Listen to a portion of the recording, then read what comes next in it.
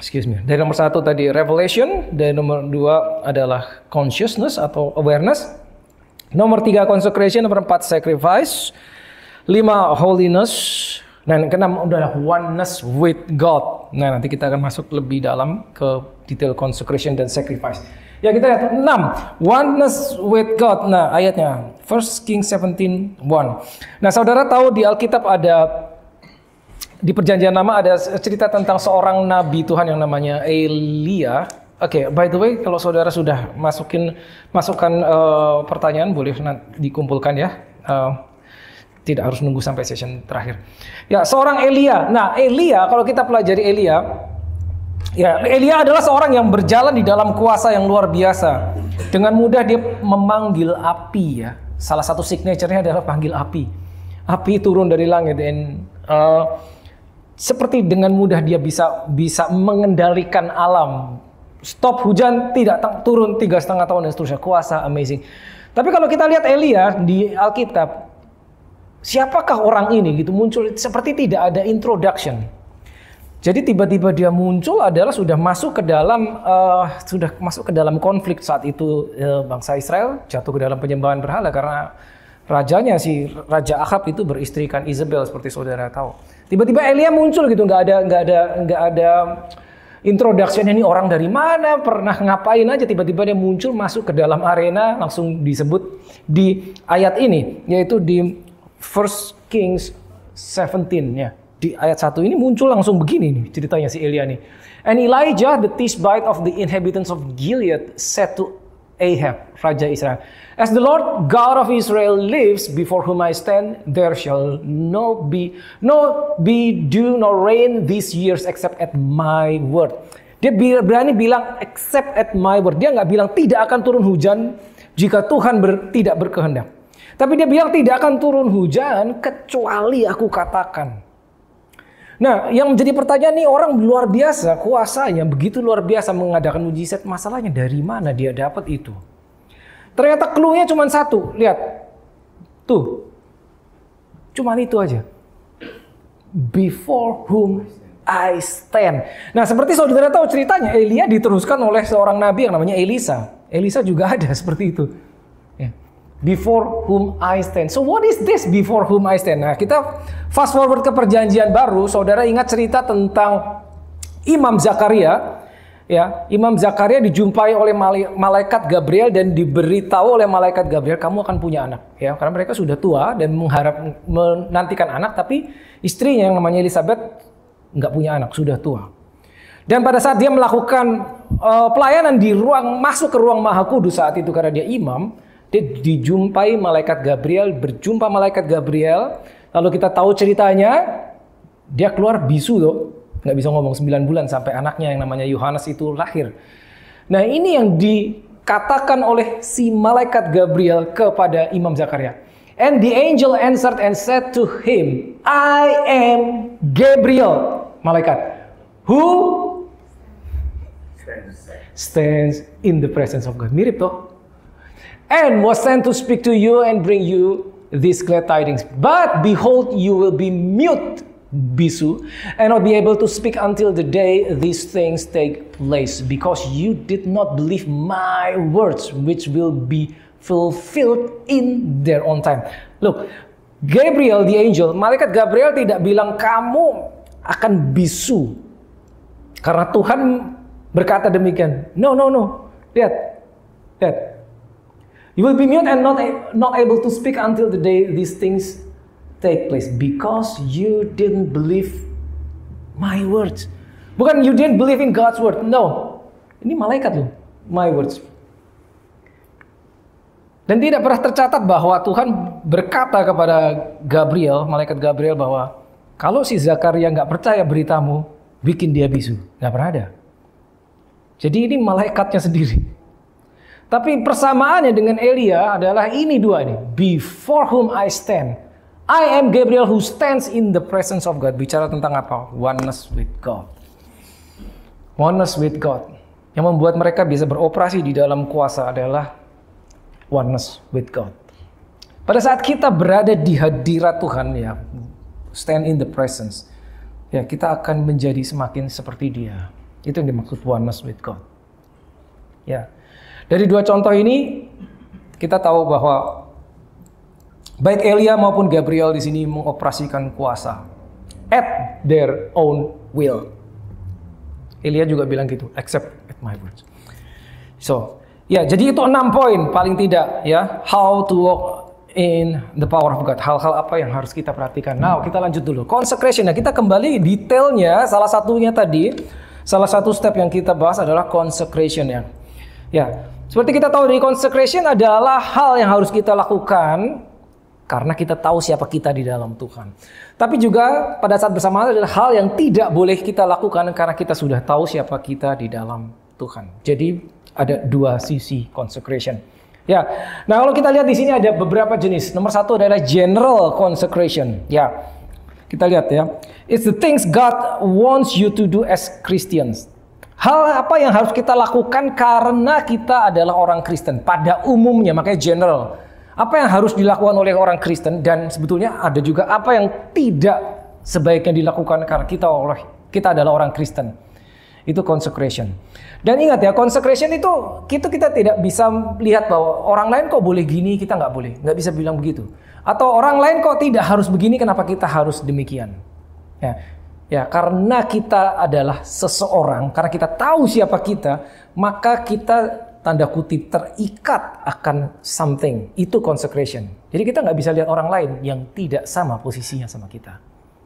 Nah, sebagai orang Kristen ada beberapa consecration secara umum, general consecration, contohnya doa, pray. Karena Alkitab berkata when you pray, bukan if you pray. Berarti maksudnya apa? When you pray berarti pada saat engkau berdoa, berarti Tuhan mengharapkan kita melakukannya. Ya. Lalu ada fast, puasa. Kita bicara doa puasa. Alkitab juga ternyata berkata when you fast, bukan if you fast. Tapi tidak semua orang melakukan ini, sayangnya. Padahal it's in the Bible. When you fast, when you pray. Bukan if you pray, if you fast. No. Ya, Yesus sendiri melakukannya. Yesus berdoa, Yesus berpuasa. Nah, ini general consecration yang harus kita lakukan karena kita adalah orang Kristen. Lalu personal consecration yang tadi sudah diambil contohnya. Seperti yang dialami Samson, seperti yang dialami Samuel. Dia nggak boleh potong rambut, orang lain boleh. Dia nggak boleh minum anggur, orang lain boleh. Potong rambut nggak apa-apa. Tapi jika itu dilakukan oleh Samson, itu menjadi kekejian di mata Tuhan. Itu menjadi suatu pelanggaran. Kalau orang yang melakukan, nggak apa-apa. Ya, sekali lagi si Samson tidak bisa protes, komplain sama Tuhan. Tuhan, kenapa aku nggak boleh potong rambut? Orang lain boleh. Karena engkau nazir Allah. Samuel, karena engkau nazir, Nazirite. Ada syaratnya, ini kamu nggak boleh. Kalau kamu langgar ini, itu kamu melanggar firman. Orang lain nggak ada urusannya. Itu consecration. Ya, ini penting sekali, betulnya. Karena setiap kali itu seperti saya bilang bahwa semakin kita bertumbuh di dalam Tuhan, kita akan masuk ke dalam area ini. Ya, bisa jadi Tuhan akan berkata, kamu sekarang jangan lagi begini. Tadinya nggak apa-apa, tapi sekarang tidak lagi. Gitu loh. Saya kasih contoh yang paling umum. Paling umum. Saudara punya sosial media kan? Apa yang tertulis dalam sosial mediamu? Isinya apa? Saya pernah dengar ada seorang Kristen, pelayan mimbar pula, berkata, terserah gue dong, gue mau tulis apa, itu kan Facebook gue. Dia bilang seperti itu. Gitu loh. Ya, karena pada saat itu ada kawannya yang berkata, kayaknya lu jangan nulis gini deh. Tapi dia protes, enggak, terserah aku dong, ini kan punya aku sendiri. Ya, rupanya saat itu dia belum menyadari siapa dia di dalam Kristus. Pelayan mimbar, to be honest, pelayan mimbar. Beberapa dari saudara kenal orangnya, saya nggak usah sebut namanya. Ya, ada demikian, gitu loh. Jadi dia tidak sadar bahwa dia sudah menjadi pelayan mimbar, itu membatasi ada hal-hal lagi yang tidak bisa dilakukan. Gitu, ada demikian. Ya, jadi hati-hati, saudara. Sekali lagi hati-hati. Lalu ada special consecration ya. Contohnya seperti Virgin Mary. Ya, karena sudah dinubuatkan sekian ratus tahun sebelumnya bahwa yang namanya Mesias akan lahir dari seorang perawan. Ya, dihitung waktunya genap. Ya, ada ratusan mungkin ribuan virgin pada saat itu. Kenapa Mary? Kenapa si Maria? Gitu loh. Siapapun yang ingin masuk ke dalam kategori itu nggak bisa, kecuali dia harus virgin. Itu kan consecration, batasan, pembatasan, seperti itu. Ya, tapi ini yang perlu kita perhatikan. Consecration is a must if you want to walk with power. Gitu loh. Ya, karena sekali lagi bahwa segala sesuatu yang berasal dari Tuhan itu ada kontennya, di dalamnya itu mengandung yang namanya glory, kemuliaan. Apapun yang diberikan dari Tuhan itu di dalamnya ada bobotnya, ada glory-nya. Sehingga glory seperti saya bilang tidak bisa mendarat random. Dia perlu kontainer yang sesuai. Dia perlu support system, dia perlu support untuk dia bisa mendarat. Ya, salah satunya ini. Ya, lalu berikutnya adalah yang ini, sacrifice. Yes. Now, sacrifice. Ya, tadi ada satu poin yang sacrifice. Nah, sacrifice is amazing, saudara. Makanya tadi disebut the law of sacrifice. Nah, yang perlu kita tahu apa ini yang dimaksud sacrifice di sini. Secara umum kita akan bilang bahwa sacrifice ya udah pada saat kita give something, memberikan. Tapi kalau kita lihat lebih jauh ya di Alkitab, what is this sacrifice? Sacrifice adalah sesuatu yang diambil dari kita. Sesuatu yang sebetulnya kita dapatkan dengan usaha, tapi kita harus lepaskan untuk Tuhan. Nah, ini perlu diingat.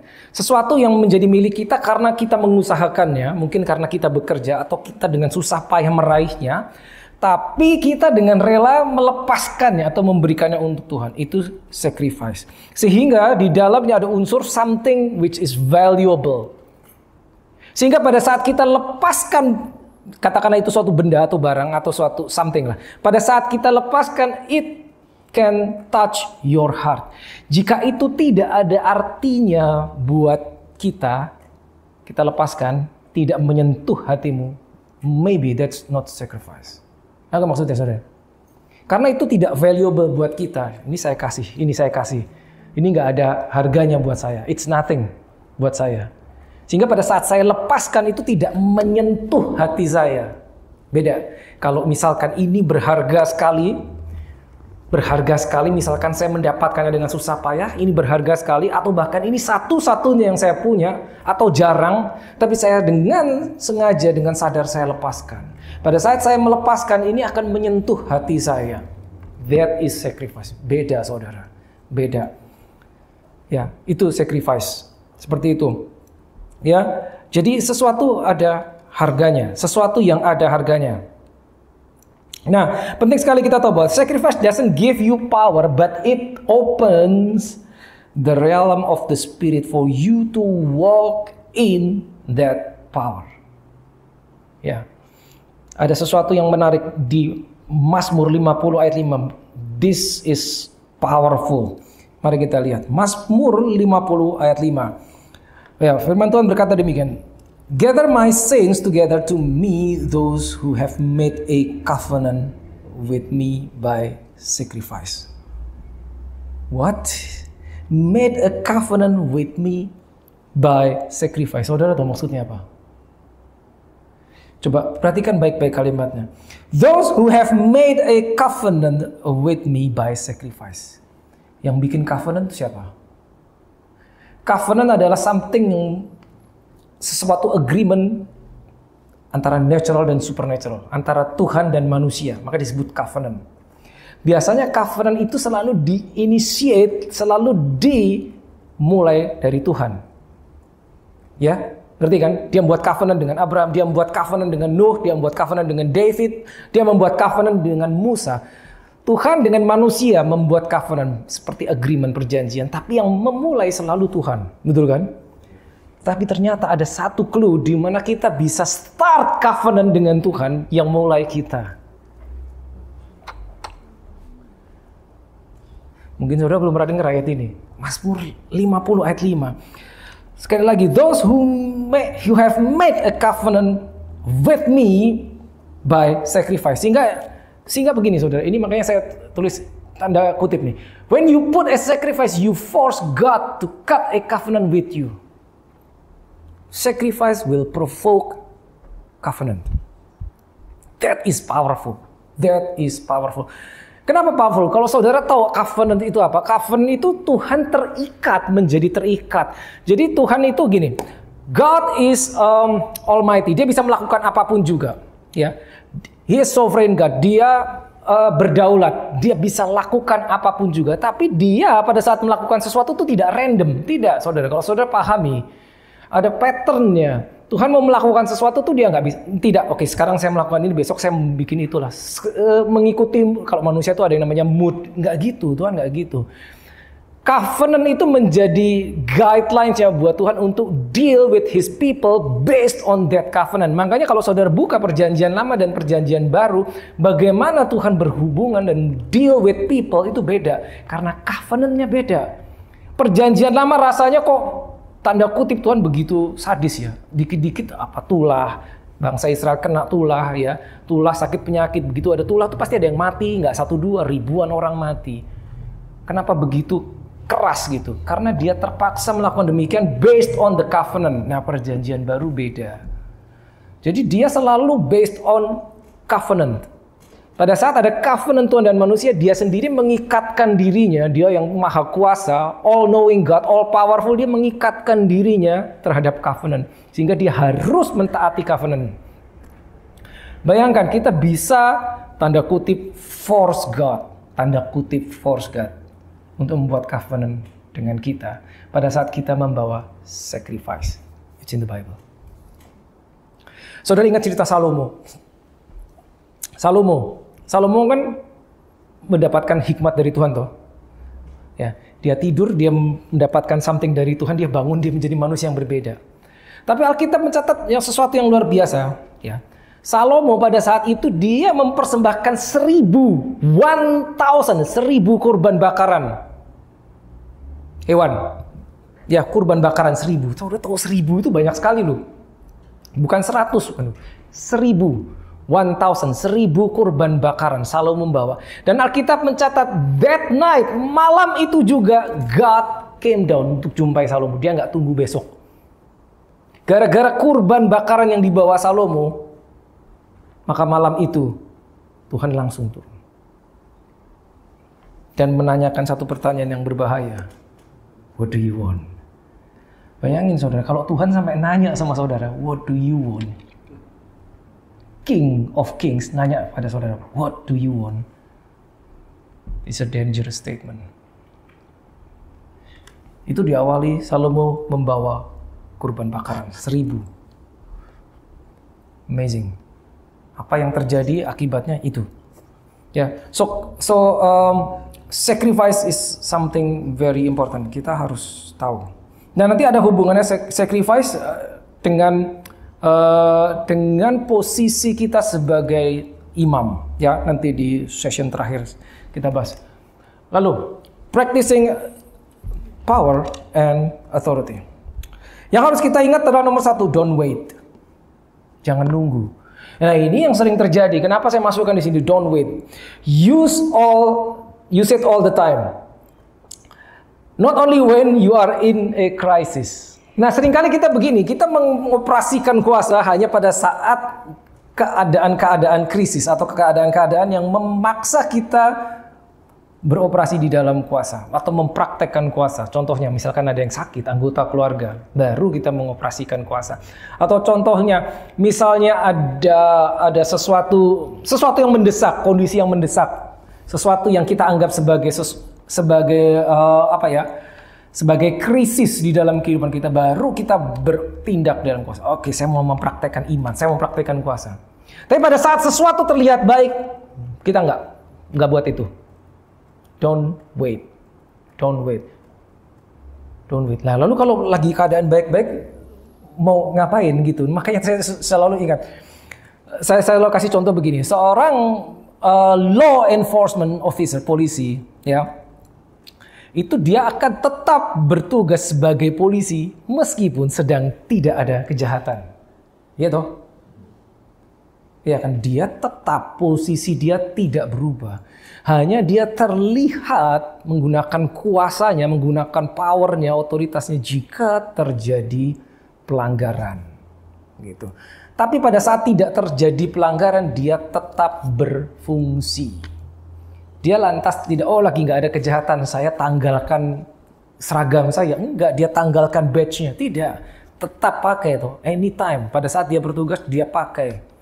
Mungkin hari itu dia keluar pulang malam, tidak terjadi apa-apa. Tetap dia bertugas. Nah ini suatu konsep yang kita harus tahu, saudara. Tadi saya sudah sampaikan di awal bahwa jika tidak terjadi sesuatu atau terlihat tidak ada krisis apapun juga, you set your law. You set your rule over your own territory. Teritori saudara adalah nomor satu, your family, your house. Apa yang saudara inginkan boleh terjadi dan tidak boleh terjadi di dalam teritori saudara, keluarga saudara, rumah Anda, rumah saudara, itu saudara harus set, tentukan, because that is your territory. Kenapa ini penting? Karena jika tidak, maka akan ada pihak lain yang melakukannya. Dan pada saat pihak lain yang melakukannya, you are not going to like it. Ya. Jadi sebetulnya in the spirit tidak ada area yang status quo. Kalau enggak kita ambil otoritas, yang gelap yang akan melakukannya. Kita enggak lihat, saudara. Kita tidak melihat. Set your territory, set your boundaries. Saudara bangun pagi, start your day declaring something. Declare something. Semuanya dalam keadaan bagus. Declare something. Jangan tunggu. This is very important. Saudara mau berangkat tidur, declare something. Set teritorimu, set your law. Itu di titik itu saudara sebagai legislator. You legislate something. Engkau menentukan apa yang boleh terjadi, apa yang tidak boleh terjadi di teritorimu. Jadi jangan menunggu something yang buruk terjadi lalu saudara bertindak sebagai law enforcement. Jangan. Set dulu supaya tidak terjadi. Jarang yang melakukan ini, to be honest, jarang saudara. Ya, jarang. Tapi ini bisa dilakukan. Jadi practicing power and authority. Don't wait. Lakukan dan lakukan langsung. So when you are operating in your power and authority, always remember your identity and position. Remember your identity and position. Identitas kita siapa dan posisi kita di mana. Ingat, jangan lupa, ini gampang lupa. Identitas kita siapa, posisi kita di mana. Identity and position. Number one, what is your identity?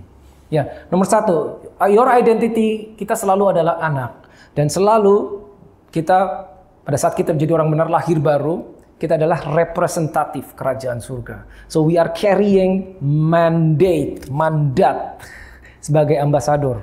Ya. Tujuannya apa tadi? Ingat, influence, impact your territory, impact your community. Ya, ingat ya. Lalu posisi. Nah, ini Efesus 1 19-22, Efesus 2 ayat 6. I need somebody to read this, please. If you have New King James, boleh. Kalau nggak ada bahasa Indonesia, that's okay. Efesus 1 ayat 19-22. Bisa? Efesus 1 ayat 19-20. This is powerful. Saya sarankan saudara pulang, hafalkan ini, hafalkan. Efesus 1 19-22. Ada yang bawa bahasa Indonesia nggak? Saya nggak pegang bahasa Indonesia soalnya. Yes, please. Efesus 1 ayat 19. Yes.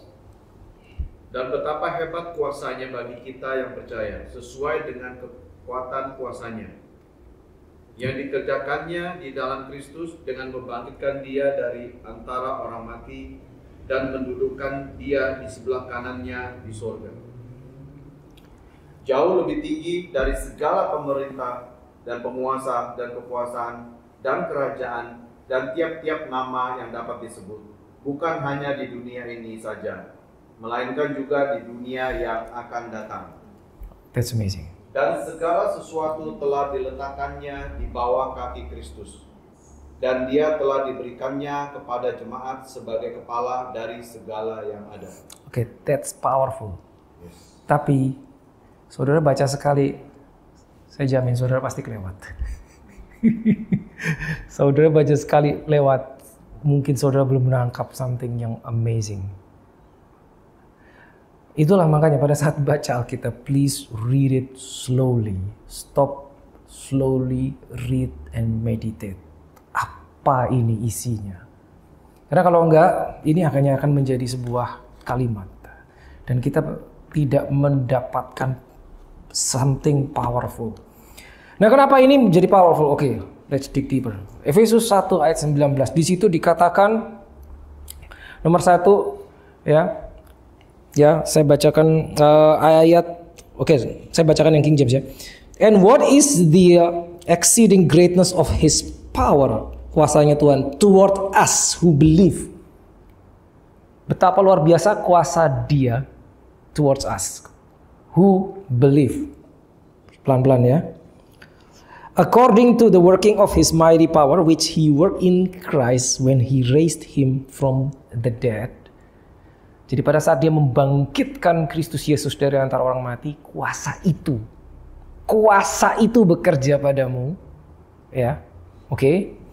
Dan bukan cuma membangkitkan Yesus dari antara mati, tapi seated him at his right hand in heavenly places. Mendudukkan Yesus di sebelah kanan Allah Bapa. Ya, itu kuasa ya, membangkitkan Yesus, mendudukkan Yesus. Oke, lanjutnya. Dan ternyata di mana dia duduk itu ya, far above, jauh lebih tinggi dari principality, power, might, and dominion. Itu demon semuanya. Principality, might, power, and dominion. Itu semua bicara roh jahat. Lebih tinggi, far above, bukan cuma lebih tinggi tapi jauh lebih tinggi, far above. Dan mendudukkan dan meletakkan segala sesuatu di bawah kakinya. Dia kan tadi duduk tuh, sekarang ditaruh semua kuasa jahat itu di bawah kakinya. Dan menjadikan dia kepala atas segala sesuatu, yaitu gerejanya. That is powerful. But sekarang kita buka Efesus 2 ayat 6. Kalau saudara sudah bisa nangkap powerfulnya itu, Efesus 1, 19-22, saudara harus lanjut ke Efesus 2 ayat 6. Oke, boleh. Efesus 2 ayat 6, bahasa Indonesia please. Efesus 2 ayat 6. Dan di dalam Kristus Yesus, Ia telah membangkitkan kita juga, dan memberikan tempat bersama-sama dengan Dia di surga. That's it. Itu dia. Tadi udah dibilang Yesus didudukkan di sebelah kanan Bapa, dan itu jauh di atas segala sesuatu. You name it, segala sesuatu yang kelihatan dan gak kelihatan, segala sesuatu, segala kuasa, dia jauh di atas. Itu posisinya di sebelah kanan Allah Bapa. Terus Efesus 2 ayat 6 dibilang apa? Kita didudukkan di situ, in Christ, in that spot, in Christ Jesus. Berarti, now you are also far above. Amin. That is powerful. That is powerful. Position and identity. Remember that. Your position at the right hand of the Father. In Christ Jesus. Sehingga pada saat kita mengoperasikan kuasa, kita harus ingat, nyadar. Pada saat kita melepaskan sesuatu dari mulut kita, in that very moment engkau harus sadar, ini aku dari atas, segalanya itu di bawahku. Ingat, sadari itu. Conscious, aware bahwa kau di atas. You are operating from above, far above. Itu yang membuat beda. Itu yang membuat beda. Itu yang membuat beda. Ini harus ingat terus. Jadi ingat terus, hafalkan. And remember, when you are practicing power, you will face opposition. Akan ada yang melawan, ya. Karena apa? Musuh tadi kan, ada musuhnya. Mereka tidak tinggal diam. Saudara. Dan remember, in the kingdoms, there are ranking. Nah, ingat juga ranking tidak sama dengan karakter. Ini sangat disayangkan. Many good people, many Christians, ya, orang baik, tulus, ya, karakternya baik, tapi kehidupannya banyak dikalahkan oleh roh jahat. Karena tidak memahami protokol, tidak memahami kingdom system, tidak memahami posisi, dan belum sadar tentang identitas. Serius, tidak sedikit yang demikian. Orang baik, saudara. Pelayanan, jangan ditanya, pelayanan apapun dilakukan. Melayani Tuhan dengan sepenuh hati. Gitu loh. Tapi pada saat sesuatu terjadi di dalam hidupnya, keluarganya, dia tidak tahu bahwa itu sebetulnya disponsori oleh gelap. Dia pikir itu hanya kejadian biasa. Oh, this is normal. Contohnya, dalam keluarganya ada yang sakit. Setiap tahun kok anakku sakit. Selalu at least setahun sekali dia ada yang masuk rumah sakit keluarganya. Oh, that's normal. No, it's not. It's not normal. Ada sponsornya. Gelap sponsornya. Sponsornya itu kuasa gelap. Tapi nggak tahu, yang bersangkutan nggak tahu, dipikir normal. Saudara berhadapan yang seperti ini susah loh memberitahu yang bersangkutan, susah. Karena orang tersebut sudah pelayanan, mungkin sudah, saya nggak tahu, mungkin maybe he's something gitu, someone yang benar-benar punya kedudukan di dalam ministry, sehingga sulit untuk memberitahu yang demikian. Tidak mudah. Makanya tidak sama. Bertumbuh di dalam karakter is different. Lain. Belum tentu otomatis dia langsung tahu begini kingdom system. Belum tentu. Ini jarang sekali. Ya, so seringkali perbedaan antara bisa dikatakan perbedaan antara apa yang kita alami, ya, kemenangan kita based on information. Kadang-kala cuma gara-gara informasi aja. Informasi yang kita tidak tahu itu bisa menyebabkan kita mengalami sesuatu yang tidak seharusnya. Ya, so please get the information. Ini dia. Nah, ini saya akan spend cukup panjang di sini. Ya, priesthood dan kingship. Oke, now. Nanti session 4 mungkin lebih practical insight. Yes, priesthood, a priest. Nah, tadi di session 1 kita udah tahu ada 3 ayat di Alkitab yang menjelaskan, ya, identitas kita. Apa? Kings and priests. Pada saat kita mengerti identitas kita, maka kita bisa menempatkan diri kita di posisi yang Tuhan inginkan. Ya, harus tahu identitas dulu baru position. Ya. Identitas kita ada apa? Kings and priests, imam dan raja. 1 Peter 2:9, ya. Lalu Revelation 1:6 dan Revelation 5:10. 3 ayat yang menjelaskan bahwa engkau adalah imam dan raja. Nah, nomor 1 kita akan belajar tentang imam, priest atau priesthood. Nah, priesthood, this is very important because priesthood is the ability to stand between God and something. Konteksnya kalau saudara buka di Alkitab saudara Perjanjian Lama, seorang imam, ya, priest itu adalah orang yang selalu berdiri di antara God, Allah mereka, dan umatnya. Jadi makanya tadi apa? To commune, to rule, and to relate and to dominate. Ya, nah priest itu relate, vertikal. King itu lebih banyak to rule, to dominate. Ya, 2 hal itu ya. Nah, priest is the ability to stand between God and something. Number 1. Nah, seorang imam adalah seorang yang melayani hadirat Tuhan, minister the presence. Di mana ada baitnya atau sanctuary, di situ harus ada keimaman atau imam. Oke, ayatnya kita lihat di Exodus 28 verse 1. Now take Aaron, your brother, Harun, ya, and his sons with him from among the children of Israel. Stop dulu sampai situ. Take Aaron. ambil si Harun. Maksudnya apa? Dipisahkan. Dipisahin dari orang biasa.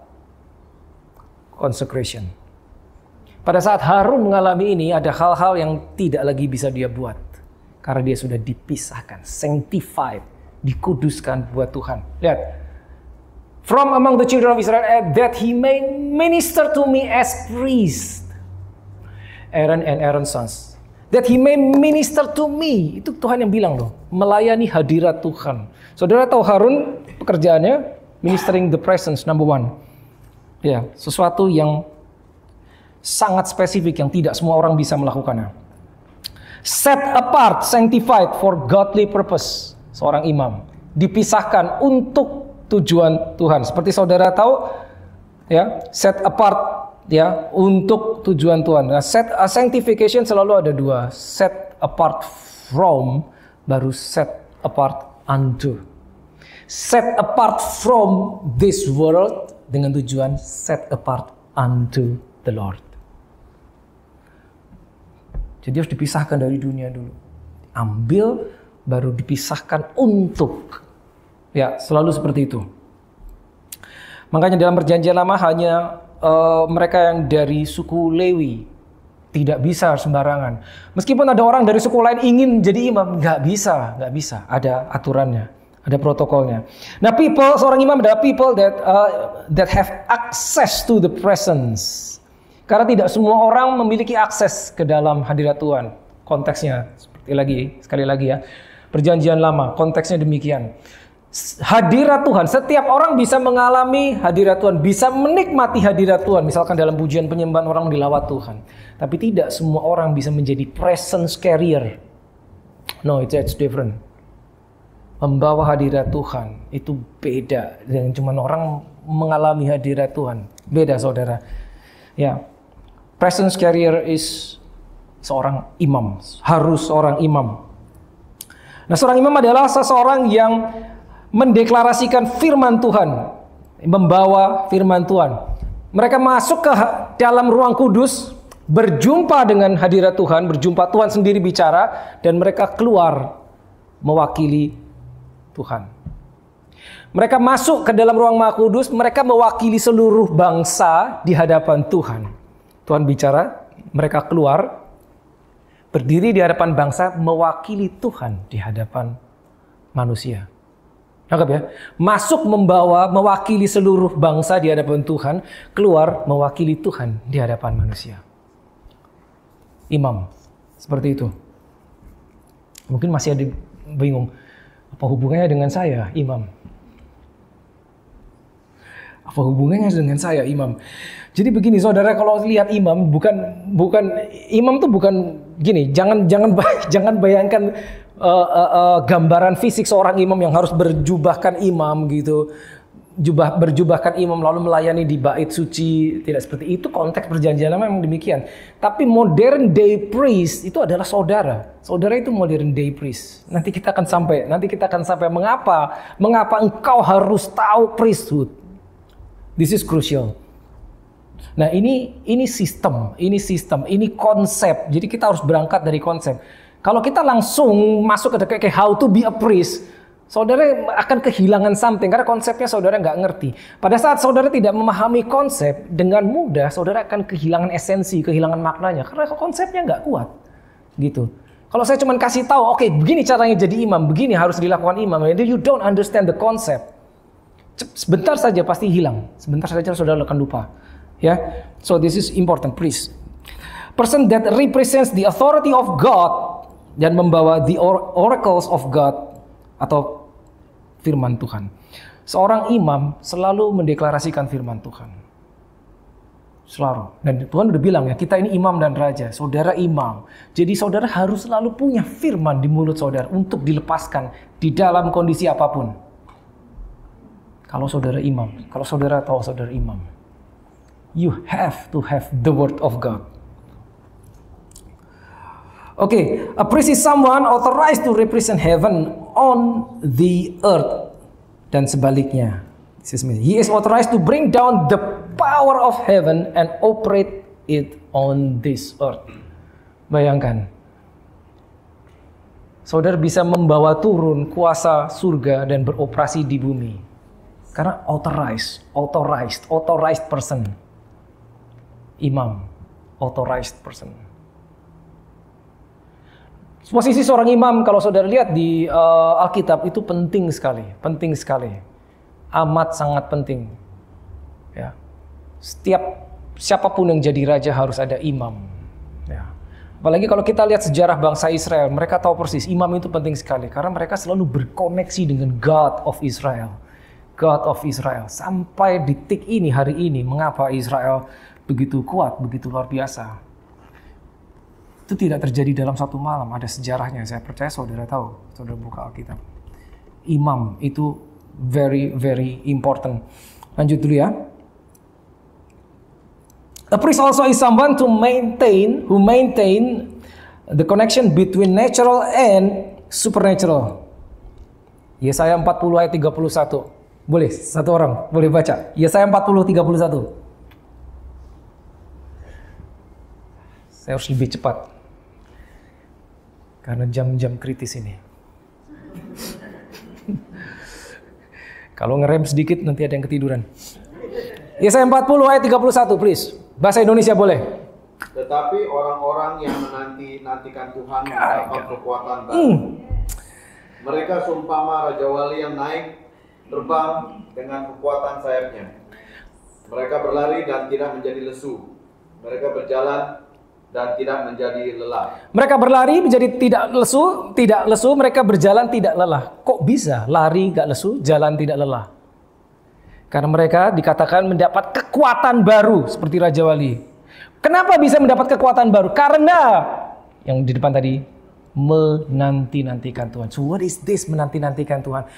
The term wait upon the Lord itu tidak populer. Semakin modern itu tidak populer. Menantikan Tuhan. Apa itu menantikan Tuhan? Kalau saudara dapat term menantikan saudara janjian sama dokter, menantikan dokter populer. Dokternya reception bilang dokternya masih di jalan. Berapa lama lagi? 15 menit lagi. Saudara nunggu toh. Because you know that you don't have a choice. Saudara tunggu. Oke lah mungkin kesel, lama nih dokternya telat gitu. Tapi menantikan Tuhan, karena begini, modern konsep adalah God is everywhere, inside of you. Jadi ngapain menantikan Tuhan? Betul toh? Kita tidak perlu nantikan Tuhan, kita tinggal tundukkan kepala, panggil nama Tuhan. Tuhan ada di situ, Tuhan ada dimanapun juga.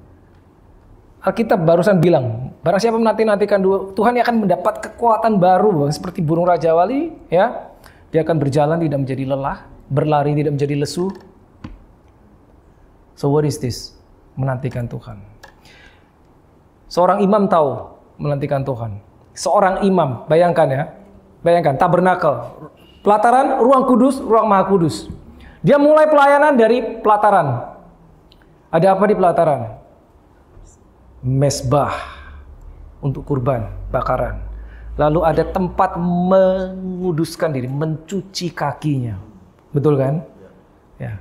Kalau saudara udah lulus SOM harusnya tahu. Begitu masuk ke ruang kudus ada 3 perangkat. Apa itu di situ?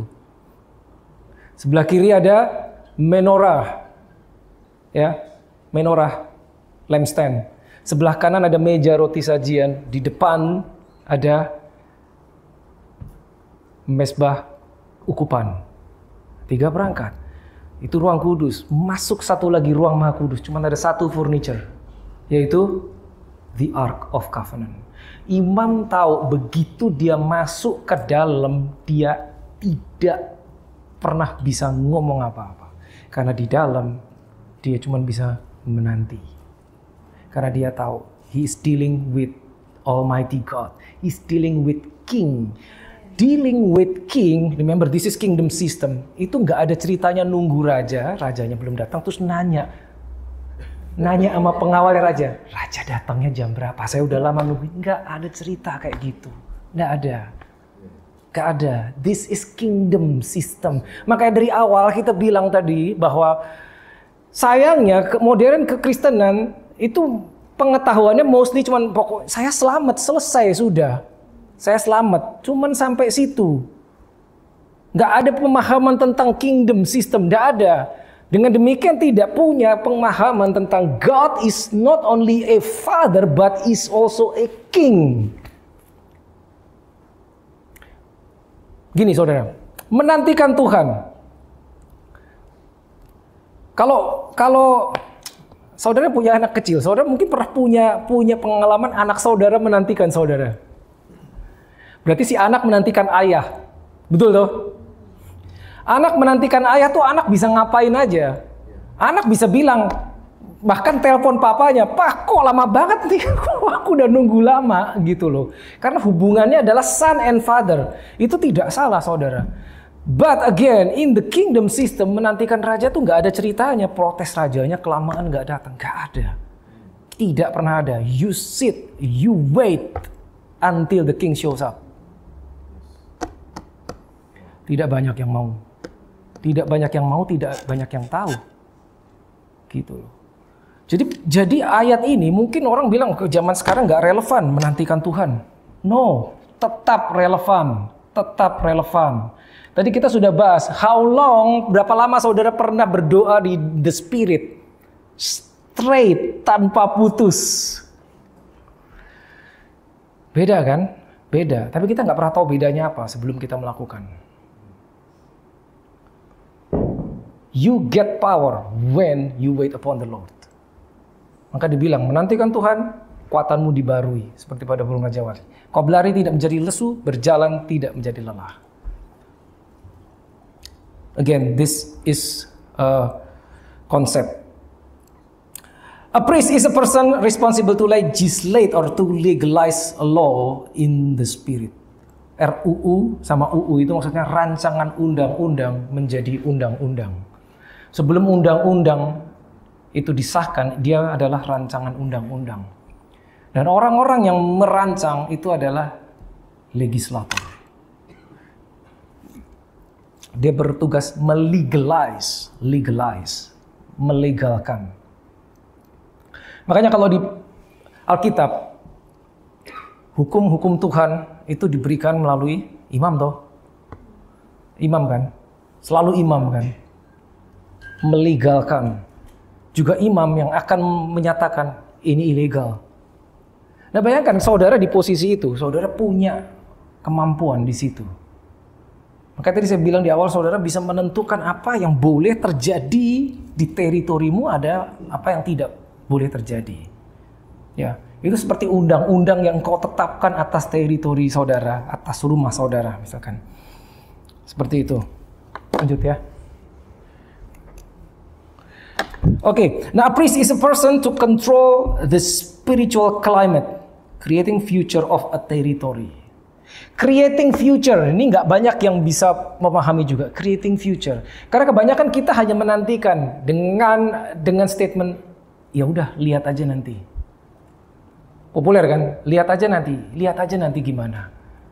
Lihat aja nanti gimana. Kita ke dokter, menunggu report, ya lihat aja reportnya gimana. Apapun yang report katakan, tanda kutip kita dipaksa untuk setuju. Apakah seperti itu? No. You create your future. Now this is the next step. You create your future. You create your future with the word of God. And then you walk your future. Gitu loh. Legalize. Legislator. Ya. Sekali lagi, saudara harus tahu konsepnya dulu, baru kita masuk ke dalamnya. Karena kalau konsepnya kita nggak paham, kita nggak akan masuk. Karena kita akan menganggap, this is too much. Hanya Tuhan yang bisa melakukan ini. No, you are created as kings and priests. Itu bukan cuma term aja, itu real. Pada saat Tuhan bilang itu, dia serius.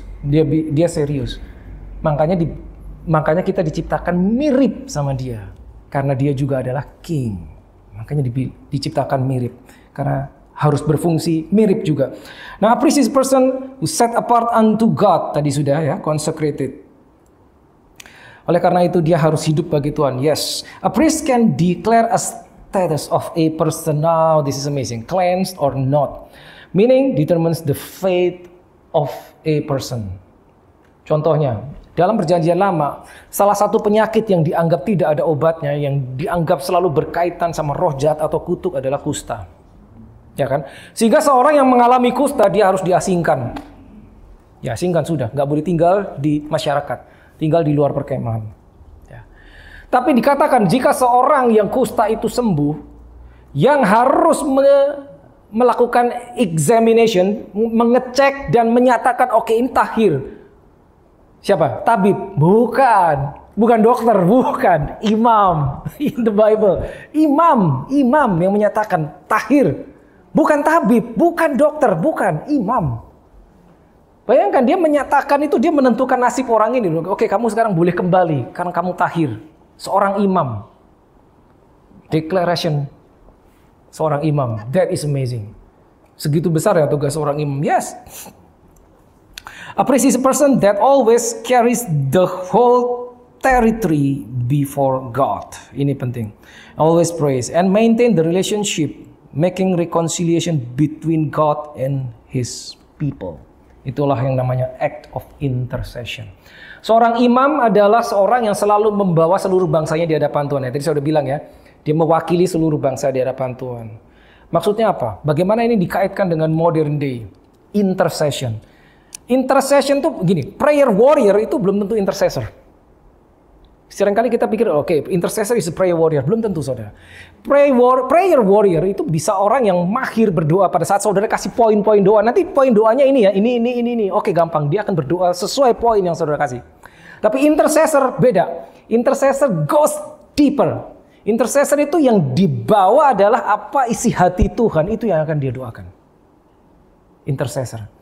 Nah, seorang imam ya, karena dia mewakili seluruh bangsa di hadapan dia, maka dia selalu punya doa mendoakan bangsanya atau tempat di mana dia hidup, di mana dia tinggal di hadapan Tuhan.